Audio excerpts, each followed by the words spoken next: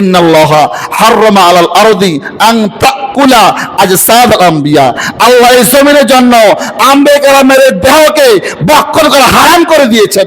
তা আল্লাহ যদি বলেন মাটি আমার আম্বিয়া কেরামকে খাইস না, ভক্ষণ করিস না, মাটির কি সেই সাহস আছে?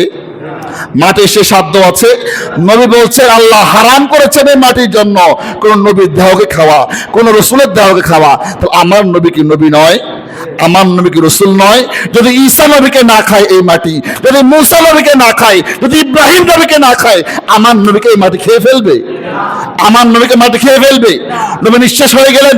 ইমাম কুস্তুলানী তিনি বলছেন আমার নবীর জাহিরি হায়াত আর ইন্তেকালের পরবর্তী হায়াতের মধ্যে কোনো তফাৎ নেই, কোনো ফারাক নেই। যেভাবে আমার নবী দুনিয়া থেকে উম্মতের নিয়ত দেখতেন, উম্মতের আমল দেখতেন, অন্তরের বাসনা দেখতেন, যে উম্মত কে কি নিয়ত করছে, কে কি চিন্তা করছে, কার আমল নামায় কি হয়েছে।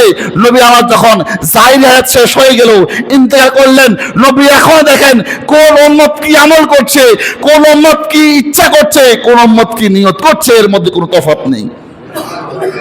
এখন যুগের ইমাম যারা ছিলেন তাদের বিশ্বাস এখানে। আপনার আমার মতো সলিমুল্লাহ কলিমুল্লাহ যদি বিশ্বাস না করি, নবী পাকের কিছু আসবে যাবে? রাসূল পাকের শান কমে যাবে? কি বলছেন এগুলা? যারা যুগের ইমাম ছিলেন, যারা যুগের আলেমে দ্বীন ছিলেন, যাদের কিতাব পড়ে এখন আমার আপনার মতো সলিমুল্লাহ কলিমুল্লাহ 2-4 পয়সার আলেম তৈরি হয়, তারা যদি এখন ফতোয়া দেয় নবী আমার মুর্দা নবী, নবী মরে গিয়েছেন, মাটির সঙ্গে মরে গিয়েছেন, এটা বিশ্বাস করা যাবে? তাহলে সিয়াসিত্তার হাদিস সহিহ মুসলিম কি মিথ্যা হয়ে যাবে? আবু দাউদ শরীফ কি মিথ্যা হয়ে যাবে? রাসূল বললেন আল্লাহ এই জমিনের জন্য হারাম করেছেন, জমিন কোন আম্বিয়া কেরামের দেহ খাবে না, জমিন কোন নবীর দেহ খাবে না, জমিন কোন পয়গম্বরের দেহ খাবে না। তো আমার নবীও যেহেতু নবী, নবী যেহেতু রসুল, তাহলে নবীর দেহ কি জমিন খেতে পারবে? মর্যাদার দিক দিয়ে, সম্মানের দিক দিয়ে আল্লাহ বলছেন তিলকা রুসুলু ফাদ্দালনা বা'দাহুম আলা বা'দ, আমি আল্লাহ কাউকে মর্যাদা দিয়েছি কারো কারো উপরে। তাদের মধ্য থেকে মিনহুম মান কাল্লামাল্লাহু ওয়া রাফা বা'দাহুম দারাজাত, আল্লাহ বলছেন এই রাসূলদের মধ্য থেকে কারো কারো সঙ্গে আমি আল্লাহ কথাও বলেছি। জোরে বলেন সুবহানাল্লাহ। আমি আল্লাহ নবীদের মধ্যে, রাসূলদের মধ্যে কারো থেকে কারো মর্যাদা উপর নিচ করেছি, কারো উপর কারো মর্যাদা বাড়িয়ে দিয়েছি, সম্মান বাড়িয়ে দিয়েছি। আবার তাদের মধ্যে এমনও হয়েছে মিনহুম মান কাল্লামাল্লাহ, আমি আল্লাহ স্বয়ং তাদের কারো কারো সঙ্গে কথাও বলেছি। তার মানে সব নবী রাসূলের সঙ্গে আল্লাহ পাক কথা বলেন, এটা কোরআনে পাক সাক্ষ্য দেয়। এবং আল্লাহ বললেন ওরফা বা'দাহুম দারাজাত, আমি আল্লাহ তাদের মর্যাদাকে বৃদ্ধি করে দিয়েছি, সম্মানকে উঁচু করে দিয়েছি। প্রিয় হাজিরিন, এখন আমার রাসূল পাকের সম্মান কোথায় একটু তা আমরা খুঁজি। রাসূল পাক ইরশাদ করছেন সহিহ মুসলিমের হাদিস, কোন মতানক্য ছাড়া, কোন বিভেদ ছাড়া কাল হাসরের মাঠে আমি আল্লাহ তাআলার সামনে সমস্ত আদম সন্তানদের সরদার হব। অর্থাৎ কোনো মতানক্য নেই, কোনো বিভেদ নেই, কোনো বিভাজন নেই, এর মধ্যে কারো কোনো মন্তব্য থাকবে না। কোনো মতানক্য ছাড়াই আমি রাসূল কাল হাসরের মাঠে আল্লাহ যত আদম সন্তান সৃজন করেছেন আমি সকলের সরদার হব, আমি সকলের শ্রেষ্ঠ হব। মর্যাদার দিক দিয়ে, সম্মানের দিক দিয়ে আমি সবার চাইতে উচ্চ আসনে আসীন হব। ইয়া রাসূলুল্লাহ সাল্লাল্লাহু আলাইহি সাল্লাম, আপনার আর কি শান রয়েছে?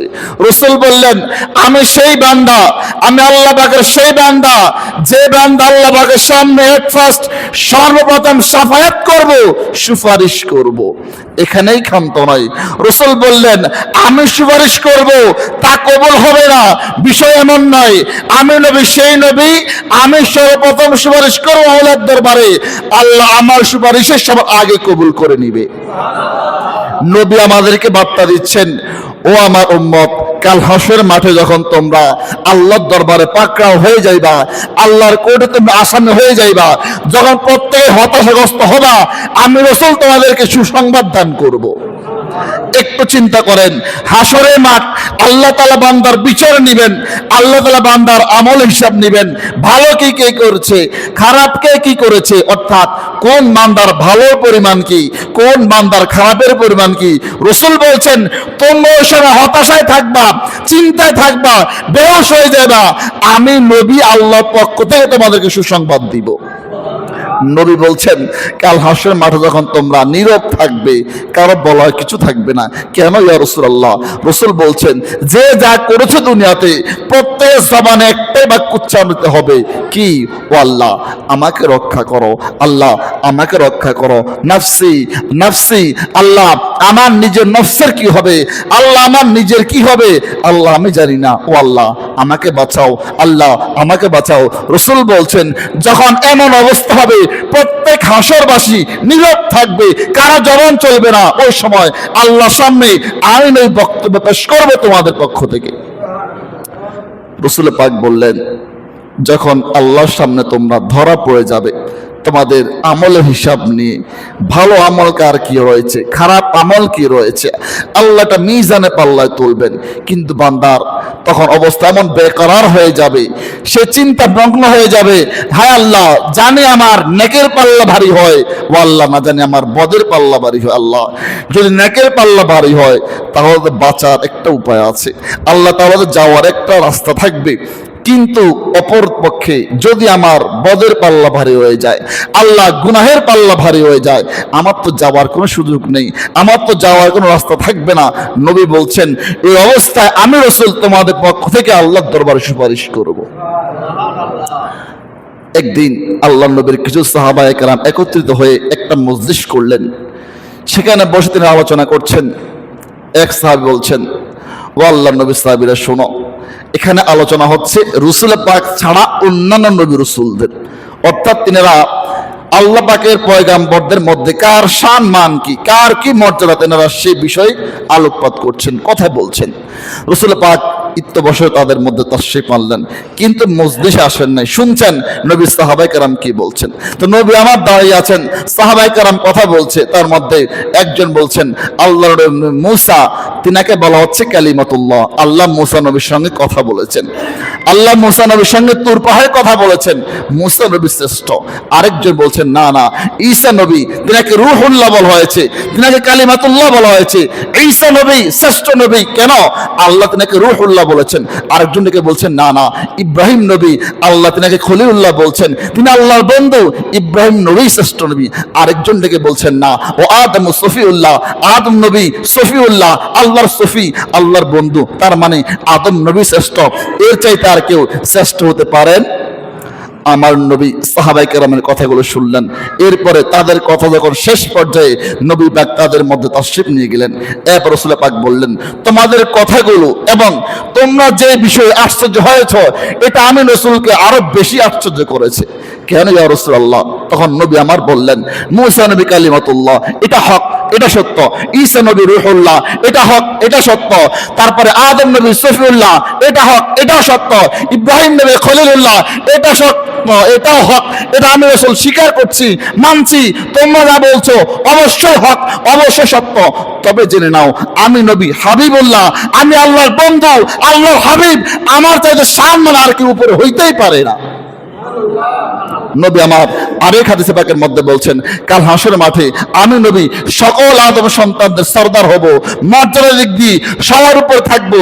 কাল হাসরের মাঠে আল্লাহ তাআলার জান্ডা, কোন জান্ডা, কোন পতাকা প্রশংসা করব, আল্লাহর হামদ বলবো, আল্লাহ সানা বলবো, এই হক, এই অধিকার শুধু আমি নবী থাকবে।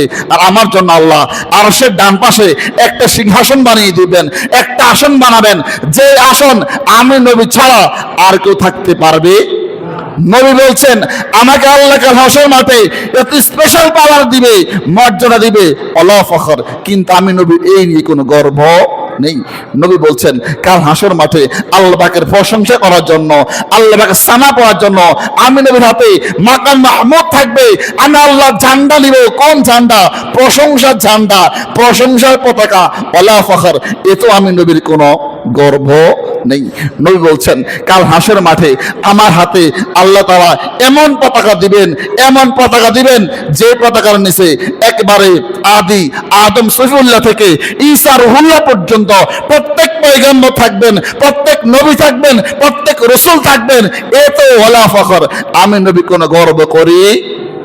তার মানে সাহাবায়ে কেরাম, তোমরা যাদের সম্মান নিয়ে কথা বলছো, তোমরা যাদের বিষয় বলছো, আদম সফিউল্লাহ থেকে ঈসা রুহুল্লাহ পর্যন্ত প্রত্যেক পয়গম্বর কাল হাসরের মাঠে আমি নবীর ঝান্ডা নিচে থাকবে, পতাকার নিচে দাঁড়িয়ে থাকবে, ওয়ালা ফখর, এইটা নিয়ে আমি নবীর কোনো অহংকার নেই। তার মানে তোমরা কথা বলছো কি নিয়ে? নবী আমার ইরশাদ করছেন, কাল হাসর মাঠে বিচার কার্য যখন চলবে, আমি নবী এট ফার্স্ট গিয়ে জান্নাতের কড়া নেড়ে দিব। আমি নবী আরজ করব, হে জান্নাতের প্রহারী, জান্নাতের দরজা খুলে দাও, জান্নাতের গেট খুলে দাও। তখন ভেতর থেকে প্রশ্ন করা হবে, মান আনতা, আপনি কে? আপনি এমন কোন ব্যক্তি যার জন্য জান্নাতের দরজা খুলে দিব? তখন রাসূল পাক বললেন, আমি বলবো আনা মুহাম্মদ সাল্লাল্লাহু আলাইহি সাল্লাম, আমি আল্লাহর নবী মুহাম্মদ সাল্লাল্লাহু আলাইহি সাল্লাম। তখন ভেতর দিয়ে যিনি জান্নাতের প্রহরী থাকবেন তিনি বলবেন, আল্লাহর কসম করে বলছি, আমাকে জানিয়ে দেওয়া হয়েছে আমি যেন আপনার নবীর আগে আর কারো জন্য জান্নাতের গেট না খুলে দেই। তার মানে রাসূল বলছেন, আমি নবী সেই ব্যক্তি যিনি সবার আগে জান্নাতের দরজায় গিয়ে তার কড়া নাড়ব। আমি নবী সেই ব্যক্তি যার জন্য আল্লাহ জান্নাতকে সবার আগে খুলে দিবেন, আল্লাহ আমাকে জান্নাতে প্রথম প্রবেশ করাবেন। কাল হাসর মাঠে হাসরবাসী নফসি নফসি করবে, চিন্তায় বেকুল হয়ে যাবে, কিন্তু নবী আমার ইরশাদ করছেন, আল্লাহ হাসর মাঠে আমাকে নিবেন জান্নাতের বেহেশতি পোশাক পরিধান করিয়ে। হাসর মাঠ সেই মাঠ যে মাঠের মধ্যে আল্লাহ বান্দা বান্দিগুলো নফসি নফসি করবে, নিজের নফসের হিসাব নিয়ে চিন্তায় থাকবে, নিজের জীবন হিসাব নিয়ে চিন্তা থাকবে। সেই মাঠে নবী বলছেন, আমি সেখানে যাব তোমাদের সঙ্গে, কিন্তু ফারাক থাকবে, তোমরা নিজের হিসাব নিয়ে চিন্তায় পড়বা, তোমরা নিজের চিন্তায় নফসি নফসি করবা, কিন্তু আমাকে আল্লাহ জান্নাতি পোশাক পরিয়ে বেহেশতের সেই হাসরের মাঠে নিয়ে যাবেন। ইয়া রাসূলুল্লাহ, আপনার এমন সম্মান, ইয়া রাসূলুল্লাহ আপনার এমন সম্মান, আমরা কি করে বুঝবো, আমরা কি করে বুঝবো? নবী ইরশাদ করছেন, ও দুনিয়ার মানুষ, ও আমার উম্মত, আল্লাহ আমাকে 6টা বিষয়ে স্পেশাল মর্যাদা দিয়েছেন, যে 6টা বিষয়ে অন্য কোনো পয়গম্বরকে আল্লাহ তাআলা দেন নাই। 1 নম্বর হচ্ছে জাওয়ামিউল কালিম, অর্থাৎ আমি নবী কথা বলবো কম, কিন্তু এটা দিয়ে বুঝাবো অনেক বেশি। রাসূল বলছেন, অল্প কথায় বেশি অর্থ বুঝানেওয়ালা নবী, কম কথা বলবো, তোমরা বুঝে নিবা বেশি। আল্লাহ আমাকে এই স্পেশাল পাওয়ার দিয়েছেন, স্পেশাল মর্যাদা দিয়েছেন। 2 নম্বর হচ্ছে আল্লাহ আমাকে শেষ নবী বানিয়েছেন, আমার দ্বারা নবুয়তের ধারার সমাপ্তি হয়েছে, আমার পর আর কোনো নবী আসবে না। অখতিমা বিয়ান নাবিয়ুন, আমি নবীদের মধ্যে প্রেরিত সর্বশেষ রাসূল, আমার পরে আর কোনো পয়গম্বর নবী হোক রাসূল হোক দুনিয়াতে আগমন করবে না। 3 নাম্বার নবী বলছেন, আমাকে আল্লাহ তাআলা ভয় খৌফ দ্বারা আল্লাহ আমাকে সাহায্য করেছেন, আল্লাহ আমাকে অনেক ভীতি সঞ্চার করিয়েছেন যেন আমি নিজে আমার উম্মতকে সতর্ক করতে পারি। 4 নাম্বার নবী আমার বলছেন, আল্লাহ তাআলা আমাকে এমন স্পেশাল মর্যাদা দিয়েছেন, আল্লাহ আমার জন্য জমিনকে সংকোচ একবারে সংকীর্ণ করে দিয়েছেন। আল্লাহ আমি রাসূল যেভাবে চাই দুনিয়া আমার জন্য সেভাবে কি হয়ে যায়, সংকুচিত হয়ে যায়। আমি নবী যখন চাই দেখবো, আমি দেখতে পারি। নবী আমার বললেন, আল্লাহ আমাকে এই মর্যাদা দিয়েছেন, এই মর্যাদা আল্লাহ আর অন্য কাউকে দেন নাই। আল্লাহ রসুল বললেন, আল্লাহ আমাকে রসুল বানিয়েছেন, আল্লাহ আমাকে রসুল বানিয়েছেন, প্রত্যেক রসুলের উপর, প্রত্যেক নবীর উপর আল্লাহ আমাকে মর্যাদা দিয়েছেন। প্রিয় হাজিরিন, নবী আমার বললেন, এই মর্যাদাগুলো স্পেশাল, ভেরি স্পেশাল, এগুলো আল্লাহর কাউকে দান করবে না।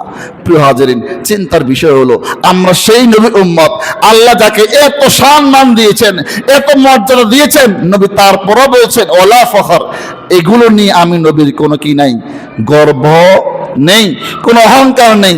আমাকে আল্লাহ এগুলো দিয়েছেন তোমাদেরকে জানাচ্ছি সত্য প্রকাশ করার জন্য। নবী আমার বললেন, আমি নবী কাল হাসরের মাঠে মিজানের পাল্লা থাকবো, আমি নবী দেখবো আমার কোনো উম্মতের আমল নামার মধ্যে তার গুনাহের পাল্লা ভারী হয়ে যাচ্ছে, আমি নবী দাঁড়িয়ে থাকবো, আমি তার গুনাহের পাল্লার মধ্যে নেট দিয়ে তার সে আমল নামাটা ভারী করে দিব। নবী আমার বললেন, আমি ফুলসিরাতের কিনারে দাঁড়িয়ে থাকবো, দেখবো আমার কোন উম্মত জাহান্নাম পড়ে যাচ্ছে ফুলসিরাত পার হতে গিয়ে, আমি নবী দাঁড়িয়ে থাকবো, আমি তাকে তার হাত ধরে ফুলসিরাত পার করে দিব। নবী বললেন, আমি দাঁড়াবো আমার সেই হাউজে কাউসারের নিকট, যে হাউজের পানি একবার পান করলে অনন্তকাল পর্যন্ত তৃষ্ণা লাগবে না। আমি হাউজে কাউসার পিলাবো, পান করাইতেই থাকবো, আমার উম্মত পান করতে থাকবে, তাদের অনন্তকাল পর্যন্ত তৃষ্ণা লাগবে।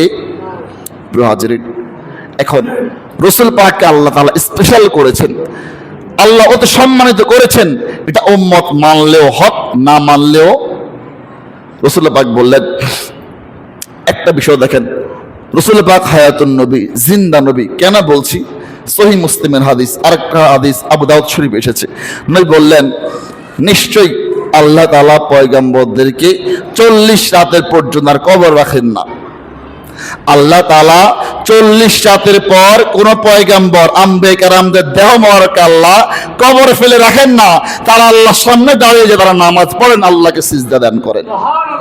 প্রিয় হাজিরিন, এখন কেন আল্লাহ রাসূল বলছেন আল আম্বিয়া ওয়া হায়াউন ফি কুবুরিহিম ইউসাল্লুন, পয়গম্বররা জিন্দা কবরে, তারা সেখানে রিজিক প্রাপ্ত হয়, নামাজ পড়ে তাদের প্রবেশ সামনে। নবী আমার বললেন আমি রাসূল আমার নিজেকে এক রাতে মেরাজের রাতে আমি আমার নিজেকে একদল নবীদের মাঝে দেখলাম। খেয়াল করবেন, মেরাজ রাতে আমি নবী আমার নিজেকে একদল নবীদের মাঝখানে দেখতে পেলাম। আমি সেখানে লক্ষ্য করেছি, আমি দেখলাম মুসা নবী তিনি দাঁড়িয়ে নামাজ পড়ছেন, আমি দেখলাম ঈসা নবী তিনি দাঁড়িয়ে নামাজ পড়ছেন, আমি দেখলাম ইব্রাহিম নবী তিনি দাঁড়িয়ে নামাজ পড়ছেন। অতবার কিছুক্ষণ পর নামাজের সময় হলো, আমি নবী ইমাম হলাম, আমি তাদেরকে নিয়ে জামাতে নামাজ পড়াইলাম। এখন প্রশ্ন হচ্ছে আমার নবী আগে এসেছেন না মুসা নবী আগে? কথা বলতে হবে, ওয়াজ বুঝেন না আমার নবী আগে এসেছেন না মুসা নবী আগে? আমার নবী আগে ছিলেন না ঈসা নবী আগে? আমার নবী আগে ছিলেন না ইব্রাহিম নবী আগে ছিলেন? তো প্রত্যেক পয়গম্বর নবীর আগে চলে গিয়েছেন, জাহিরি হায়াত শেষ হয়েছে। নবী বলছেন দেখছেন মুসা নবীকে নামাজ পড়ছেন, ঈসা নবীকে নামাজ পড়ছেন, ইব্রাহিম নবীকেও দেখছেন নামাজ পড়ছেন। তার মানে পয়গম্বররা মরে মাটির সঙ্গে পৌঁছে যায়, মিশে যায়। কেন? এগুলো আম্বিয়া কেরামের শরীর মোবারক, এগুলো উম্মতের মতো জিসিম নয়। আল্লাহ যে বডিগুলোকে, আল্লাহ যে বডি কলবগুলোকে মাসুম করে তৈরি করেছেন, মাসুম নিষ্পাপ করে বানিয়েছেন, এগুলো জীবনে গুনাহ করেও নাই, করবেও, এমন কলব বানিয়েছেন। এই কলবগুলো কি মরে যাবে? এই শরীরগুলোকে মাটি ভক্ষণ করবে? আল্লাহ রাসূল বলছেন ইন্নাল্লাহা হাররামা আলাল আরদি আন তাকুলা আজসাদাল আম্বিয়া, আল্লাহ এই জমিনের জন্য আম্বিয়া কেরামের দেহকে ভক্ষণ করা হারাম করে দিয়েছেন। তা আল্লাহ যদি বলেন মাটি আমার আম্বিয়া কেরামকে খাইস না, ভক্ষণ করিস না, মাটির কি সেই সাহস আছে? মাটির সে সাধ্য আছে? নবী বলছেন আল্লাহ হারাম করেছেন এই মাটির জন্য কোন নবীর দেহকে খাওয়া, কোন রাসূলের দেহকে খাওয়া। তো আমার নবী কি নবী নয়? আমার নবী কি রাসূল নয়? যদি ঈসা নবীকে না খায় এই মাটি, যদি মুসা নবীকে না খায়, যদি ইব্রাহিম নবীকে না খায়, আমার নবীকে এই মাটি খেয়ে ফেলবে? আমার নবীকে মাটি খেয়ে ফেলবে? নবী নিঃশেষ হয়ে গেলেন। ইমাম কুস্তুলানী তিনি বলছেন আমার নবীর জাহিরি হায়াত আর ইন্তেকালের পরবর্তী হায়াতের মধ্যে কোনো তফাৎ নেই, কোনো ফারাক নেই। যেভাবে আমার নবী দুনিয়া থেকে উম্মতের নিয়ত দেখতেন, উম্মতের আমল দেখতেন, অন্তরে বাসনা দেখতেন যে উম্মত কে কি নিয়ত করছে, কে কি চিন্তা করছে, কার আমল নামায় কি হয়েছে। নবী আমার যখন জাহিরি হায়াত শেষ হয়ে গেল, ইন্তেকাল করলেন, নবী এখন দেখেন কোন উম্মত কি আমল করছে, কোন উম্মত কি ইচ্ছা করছে, কোন উম্মত কি নিয়ত করছে, এর মধ্যে কোনো তফাৎ নেই। এখন যুগের ইমাম যারা ছিলেন তাদের বিশ্বাস এখানে। আপনার আমার মতো সলিমুল্লাহ কলমুল্লাহ যদি বিশ্বাস না করি, নবী পাকের কিছু আসবে যাবে? রাসূল পাকের শান কমে যাবে? কি বলছেন এগুলা? যারা যুগের ইমাম ছিলেন, যারা যুগের আলেমে দ্বীন ছিলেন, যাদের কিতাব পড়ে এখন আমার আপনার মতো সলিমুল্লাহ কলিমুল্লাহ 2-4 পয়সা আলেম তৈরি হয়, তারা যদি এখন ফতোয়া দেয় নবী আমার মুর্দা নবী, নবী মরে গিয়েছেন, মাটির সঙ্গে মরে গিয়েছেন, এটা বিশ্বাস করা যাবে? তাহলে সিয়াসিত্তার হাদিস সহিহ মুসলিম কি মিথ্যা হয়ে যাবে? আবু দাউদ শরীফ কি মিথ্যা হয়ে যাবে? রাসূল বললেন আল্লাহ এই জমিনের জন্য হারাম করেছেন, জমিন কোন আম্বিয়া কেরামের দেহ খাবে না, জমিন কোন নবীর দেহ খাবে না, জমিন কোন পয়গম্বরের দেহ খাবে না। তো আমার নবীও যেহেতু নবী, নবী যেহেতু রাসূল, তাহলে নবীর দেহ কি জমিন খেতে পারবে? রাসূল পাক হাদিস পাকের মধ্যে বলেছেন, এই হাদিস পাকগুলো 3 প্রকার এসেছে। নবী কোথাও বলেছেন আল্লাহর নবীরা কবরে মরে পড়ে থাকেন না, আল্লাহ তাদেরকে জিন্দা করে দেন, তারা আল্লাহর সামনে দাঁড়িয়ে নামাজ পড়েন। নবী আরেক হাদিসে বলেছেন নবীরা কবরে রিজিক প্রাপ্ত হন, আল্লাহ তাদেরকে রিজিক দেয়, তারা কবরেও রিজিক পান। নবী বলেছেন তারা আল্লাহর সামনে আল্লাহর গুণগান করেন, আল্লাহ সানা পড়েন, কিয়ামত পর্যন্ত নবীরা এভাবে আল্লাহর সামনে দাঁড়িয়ে নামাজ পড়তেই থাকবেন। তো প্রত্যেক নবী নবী, আমার নবী নবী নয়, আমার নবী রসুল নয়, যিনি সাইয়্যিদুল মুরসালিন, যিনি খাতামান নবিয়্যিন, তিনাকে নিয়ে আপনার আমার এমন ধারণা কিভাবে হতে পারে? অথচ রসুল পাক বললেন আমি নবীর উদাহরণ আর অন্যান্য বাকি সব নবীর উদাহরণ। একটা বিষয় দিয়ে তোমাদেরকে বুঝাই। ধরো একটা দালান তৈরি করা হলো, একটা বিল্ডিং বানানো হলো, অত্যন্ত চমৎকার। বিল্ডিং এর মধ্যে এমন কোনো কারুকার্য নেই যেটা করা হয় নাই, শুধুমাত্র একটা ইট দেওয়ার শূন্য স্থান বাকি। যখন আপনাদের অনেকের বিল্ডিং এর দেয়াল বানায়, সাইড ওয়াল করে, কয়েকটা ইটের জায়গা খালি রেখে দেয় না বাকি কাজ করার জন্য।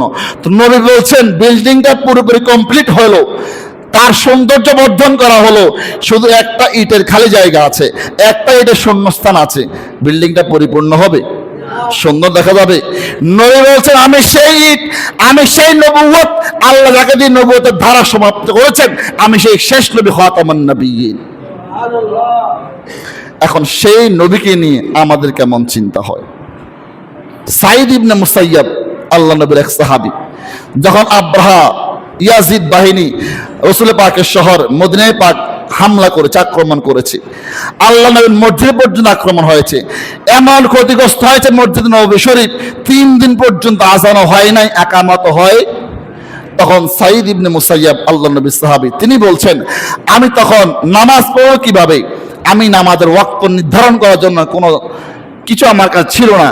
যখন নামাজ সময় হতো, ফজর হইতো, জোহর হইতো, আসর হইতো, মাগরিব হইতো, এশা হইতো, আমি যেহেতু আল্লাহ নবীর মসজিদ ছিলাম, নবীর মসজিদ ছিলাম, আমি গুনগুন শব্দ পাইতাম নবী পাকের রওজা পাক থেকে।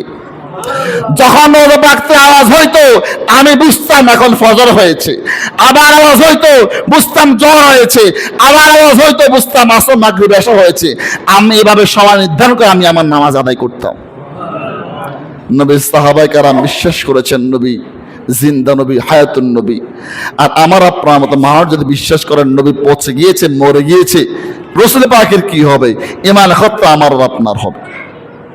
প্রিয় হাজিরিন, এই কারণে বিশ্বাসকে অটল রাখবেন, দৃঢ় বিশ্বাস। কিছু বিষয় ঈমানি কারবার, কিছু বিষয় আমলি কারবার। ঈমান ছাড়া যেহেতু আমল আল্লাহর দরবারে গ্রান্টেড নয়, কবুলনীয় নয়, কবুল হবেই না, গ্রহণীয় হবেই না। সেক্ষেত্রে ঈমান যদি মজবুত করতে পারি তাহলে আমল আল্লাহর দরবার উঠবে। ঈমান যদি বড় হয় আমল মাওলার দরবার উঠবে।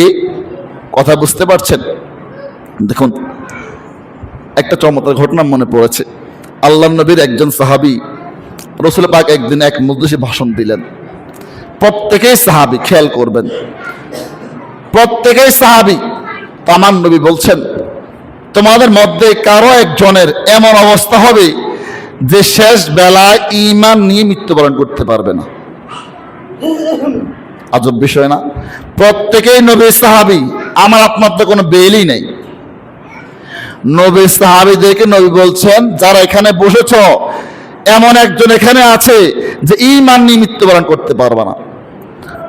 সাহাবী আবু হুরায়রা, যিনি সর্বাধিক হাদিস বর্ণনাকারী, 4945টি হাদিস যিনি বর্ণনা করেছেন, আবু হুরায়রা রাদিয়াল্লাহু তাআলা আনহু, যিনি আহলে সুফফার সদস্য ছিলেন, তিনি বলছেন এই ঘটনার পর অনেক দিন কেটে গেল, অনেক বছর চলে গেল, আমি আবু হুরায়রা দেখতে থাকলাম এই তাদের মধ্যে কার কি অবস্থা হয়। একে একে আল্লাহর নবী সকল সাহাবী ইন্তেকাল করলেন, প্রত্যেকেই মারা গেলেন, বাকি আছি আমরা দুইজন, আরেকজন ছিল আর আমি আবু হুরায়রা ছিল। এখন আমি চিন্তায় পড়ে গেলাম, কেন আমি আবু হুরায়রা একজন, আরেকজন আছে যার নামাজের কমতি নাই, রোজার কমতি নাই, তাহাজ্জুদের কমতি নাই, দান খয়রাতের কমতি নাই। আমি চিন্তা করলাম সে তাহাজ্জুদ গুজারি, সে দান সদকা বেশি দেয়, সে নামাজ পড়ে, সে রোজা রাখে, তার আমল ভালো। এখন আমি চিন্তা করছি আমার ঈমান নিয়ে, কারণ কি নবী বলেছেন একজন ঈমান হারা বেঈমান হয়ে ইন্তেকাল করবে। আমি চিন্তায় পড়ে গেলাম দুইজন তো আছি, দেখছি সে আমার চাইতে ভালো, আমি তার চেয়ে খারাপ, আমলের দিক দিয়ে আমার কমতি রয়েছে, আমি এখন কি করব? আমি আর বেশি শঙ্কিত হয়ে গেলাম। এখন এই বিষয়টা আরো কিছুদিন পর সাহাবী আবু হুরায়রা বলছেন আমার কাছে স্পষ্ট হয়ে গেল। যখন আল্লাহর নবীর পরে মুসাইলামাতুল কাজ্জাব, সে ভণ্ড নবী দাবিদার, মুসাইলামাতুল কাজ্জাব সে একজন ভণ্ড নবী দাবিদার ছিল। রাসূল পাক বললেন, আমার পরে 30 জন ভণ্ড নবী আবির্ভাব হবে, যারা নবুয়তের কি করবে, দাবি, অর্থাৎ সে নিজেকে নবী বলবে, নিজেকে নবী। আমরা বর্তমানে বাংলাদেশেও একটা সংগঠন আছে, আপনারা চিনেন মনে হয়, কাদিয়ানি, চিনেননি? তাদের মেন জামাতের নাম হচ্ছে আহমদিয়া মুসলিম জামাত। আহমদিয়া, আপনারা কথা বলছেন, আমার কথা বুঝেন না আপনারা? ভাই আমি সুবহানাল্লাহ সুবহানাল্লাহ বলার মতো ওয়াজ করতে পারি না, গলাও নাই, আর আমার টান টুন দিয়ে কথা বলতে পারি না। যদি কথা বোঝেন 2-4টা কথা বলতে পারি। তাদের সংগঠন হচ্ছে কি বললাম একটু আগে, হ্যাঁ, কাদিয়ানি সম্প্রদায়। আমাদের অনেক আলেমরাও সরকারকে দাবি জানান যে তাদেরকে রাষ্ট্রীয়ভাবে অমুসলিম ঘোষণা দেওয়া হোক, কিন্তু সরকার দেয় না যে কোনো কারণ, এটা ভিন্ন কথা। এখন তাদের সংগঠন কাদিয়ানি, আমি নিজে অবাক হয়েছিলাম, তাদের প্রধান কার্যালয় কোথায় আমি জানতাম না। আমার যদি ক্যাম্পাস ছিল বকশীবাজারে ঢাকা মেডিকেলের সামনে, হঠাৎ একদিন দেখলাম আহমদিয়া মুসলিম জামাত। এখন আহমদিয়া মুসলিম জামাত কি, এটা আমারও জানা ছিল না। আবার খুব বেশি প্রটোকল, সিসি ক্যামেরা দিয়ে একবার প্রবেশ নিষিদ্ধ, কারো প্রবেশ সেখানে এলাও না, তাদের খাস কিছু ব্যক্তি ছাড়া। এখন একটু রিচার্জ করতে করতে পড়তে পড়তে দেখলাম যে কাদিয়ানীদের যে মেন সংগঠন তার নাম হচ্ছে আহমদিয়া মুসলিম জামাত, এবং তার প্রধান কার্যালয় ঢাকা বকশীবাজারে অবস্থিত। এবার এইটার সন্ধান পাইলাম। আচ্ছা, এখন আহমদিয়া মুসলিম জামাত, আহমদকে মির্জা গোলাম আহমদ কাদিয়ানী, তার 2টা দাবি। এক হচ্ছে সে তাকে ইমাম মাহদি বলে, আর হচ্ছে সে তাকে শেষ নবী বলে। তার যে ভক্তরা তারা তাকে শেষ নবী বলে, ইমাম মাহদি বলে। আমরা এই জন্যই বলি এক কথায়, লা শাক্কা ফি, কাদিয়ানীরা কাফের। আপনারা একমত? এটা অনেক আগে থেকে, ধরেন অনেক মতবাদ আমাদের দেশে আছে, আপনার খারেজি বলেন, ওয়াহাবি বলেন, লা মাযহাবি বলেন, অনেক আছে, কিন্তু এদের বিষয়টা ভিন্ন। এরা যেহেতু স্পষ্ট কুফরি মধ্যে নিমজ্জিত, যেহেতু রাসূল বললেন আমার দ্বারা নবুয়তের শেষ, আমি নবী খাতামান নবিয়্যিন, আমি শেষ নবী, লা নবিয়্যা বাদি, আমার পরে কোনো পয়গম্বর নবী রাসূল আগমন করবে। তার মানে যেই এখন নবী দাবি করবে সেই ভণ্ড, সেই কাফের। তাহলে মুসাইলামাতুল কাযযাব, সে আল্লাহর নবীর ইন্তেকালের পরে সে তার নিজেকে নবী দাবি করেছিল। মজার বিষয় হচ্ছে সাহাবী আবু হুরায়রা, তিনি যে বিষয় শঙ্কিত ছিলেন যে তিনি সহ আরেকজন 2 জন বেঁচে ছিলেন, মনে আছে আপনাদের? এখন তিনি চিন্তা করছেন কাফের কে হয়ে যায়, বেঈমান হয়ে কার ইন্তেকাল হয়ে যায়। তখন তিনি দেখলেন যখন ওই ব্যক্তি মুসাইলামাতুল কাযযাব তার নিজেকে ভণ্ড নবী দাবি করছে, কয়েকদিনের মধ্যে এই সাহাবী তার দলে যোগ দিয়েছে, এবং সে তার দলে যোগ দিয়ে তার দল ভারী করেছে। আর যেহেতু সে মুসলমান ছিল, নবী পাকের সাহাবী ছিল, মুসলমানদের কিছু গোপন বিষয় সেখানে প্রকাশ করে দিচ্ছে। এখন আবু হুরায়রার বুঝতে বাকি রইল, তাহলে নামাজি ব্যক্তি ছিলেন, রোজাদার ব্যক্তি ছিলেন, তাহাজ্জুদ গুজার ছিলেন, দান করতেন, সাদকা করতেন, কিন্তু শেষ পর্যন্ত এমন হতভাগা যে ঈমান নিয়ে ইন্তেকাল করতে পারেন। এখন চিন্তা হচ্ছে আমার আপনার বিষয়, আমি আপনি বিশ্বাস কোন পর্যায়ে রাখবো। আমি আপনাকে বলছি না আপনি কিছু বাড়িয়ে দেন, কিছু কমিয়ে দেন। আমি আপনাকে বলছি ইসলাম হচ্ছে সেই ধর্ম যেটাকে বলা হয় মধ্যম পন্থা। আমি আপনাকে বলছি না আপনি ইফরাদ করেন, তাফরিদ করেন না। ইসলাম হচ্ছে আল ইসলামু বাইনাল ইফরাদ ও তাফরিদ, ইফরাদে বাড়াবাড়িও নয়, ছাড়াছাড়িও মধ্যম পন্থা। আমি আপনাকে অনুরোধ করব, আল্লাহ তার রাসূল পাককে যে সম্মান দিয়েছেন, আল্লাহ তার নবীর মর্যাদা যে ক্ষেত্রে যতটুকু পর্যন্ত দিয়েছেন, আমি আপনি ততটুকুই মানব।